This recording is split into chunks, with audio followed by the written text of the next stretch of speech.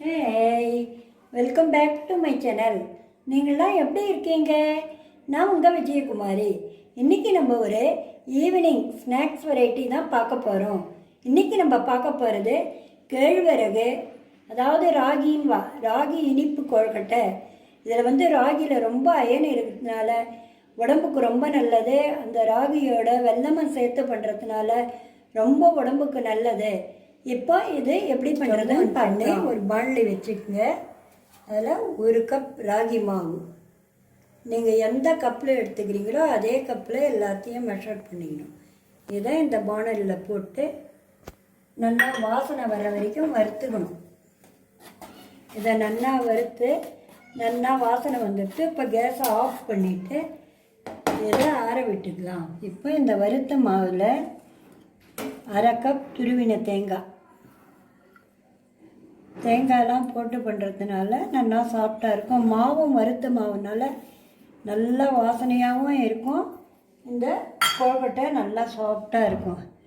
இது அவலுங்க, நீங்கள் கெட்டி அவலும் எடுத்துக்கலாம், லேசான அவலும் எடுத்துக்கலாம். அதை மிக்சியில் போட்டு இதை மாதிரி பவுட்ரு பண்ணியிருக்கேன். ரொம்ப நைஸும் இல்லை, ரொம்ப ரவையாகவும் இல்லை. அதை 1/2 கப்பு அவல், அந்த பவுடரையும் இதில் போட்டுக்கலாம். இதில் ஒரு 1/2 ஸ்பூன் ஏலக்காய் பொடி, ஒரு 1/2 ஸ்பூன் நெய். நீங்கள் நெய் வேணாம்னாலும் அவாய்ட் பண்ணிடலாம். நெய் விட்டால் நல்லா வாசனையாக இருக்கும். இப்போ இதெல்லாம் சேர்த்து நல்லா மிக்ஸ் பண்ணி வச்சுக்கணும். இப்போ இதெல்லாம் நல்லா மிக்ஸ் பண்ணி ஸ்டவ் ஆன் பண்ணி ஒரு சின்ன பாண்டில் வச்சுக்கோங்க. அதில் 1 கப் வெல்லம், எதில் மாவு அடைஞ்சிங்களோ அதே கப்பில் 1 கப் வெல்லம். நான் நாட்டு சர்க்கரை போட்டுக்கிறேன். நீங்கள் வெல்லமும் போட்டுக்கலாம், நாட்டு சர்க்கரையும் போட்டுக்கலாம். அதுக்கு 1/4 கப்பு தண்ணி விட்டுக்குங்க.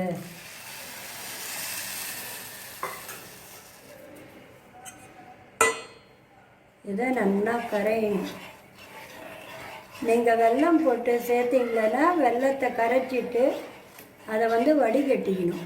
இதை நல்லா நாட்டு சர்க்கரைனால வடிகட்ட வேண்டாம், கரைஞ்சால் போகுது. இந்த நாட்டு சர்க்கரை நல்லா கரைஞ்சிட்டு ஸ்டவ் ஆஃப் பண்ணிடுவோம். இந்த நாங்கள் வெள்ளை தண்ணியை கொஞ்சம் கொஞ்சமாக இதில் விட்டு, நிறைய விட்டுவிடாது, கொஞ்சம் கொஞ்சமாக விட்டு மிக்ஸ் பண்ணிக்கணும்.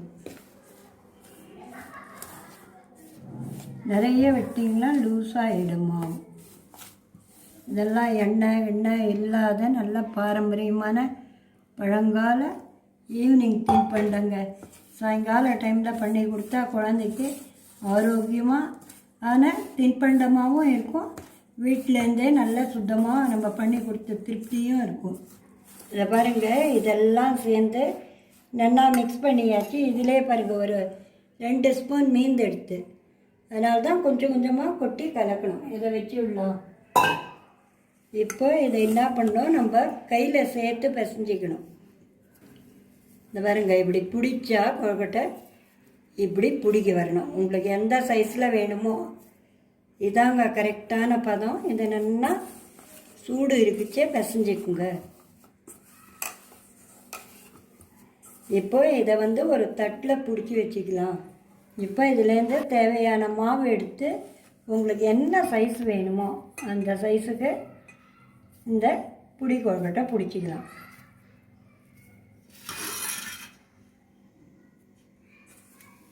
நீங்கள் சின்னதாகவும் பிடிக்கலாம், பெருசாகவும் பிடிச்சிக்கலாம். சின்னதாக ஒன்று பிடிச்சி காமிக்கிற மாதிரி.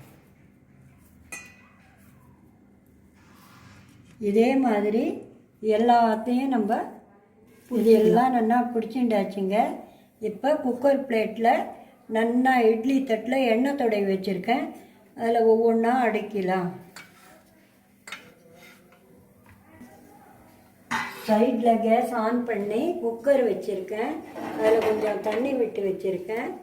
அதில் இதை வச்சு ஒரு 10 நிமிஷம் ஆவியில் வச்சு எடுக்கணும். வெயிட் போடக்கூடாது. இப்போ 10 நிமிஷம் கழிச்சு சுவையான ராகி இனிப்பு கொழுக்கட்டை ரெடி. நீங்களும் ட்ரை பண்ணி பார்த்துட்டு எப்படி இருக்குன்னு சொல்லுங்கள். நீங்கள் ஃபஸ்ட் டைம் பார்க்குறவாளா இருந்தால் மறக்காமல் சப்ஸ்கிரைப் பண்ணுங்கள். தேங்க்யூ.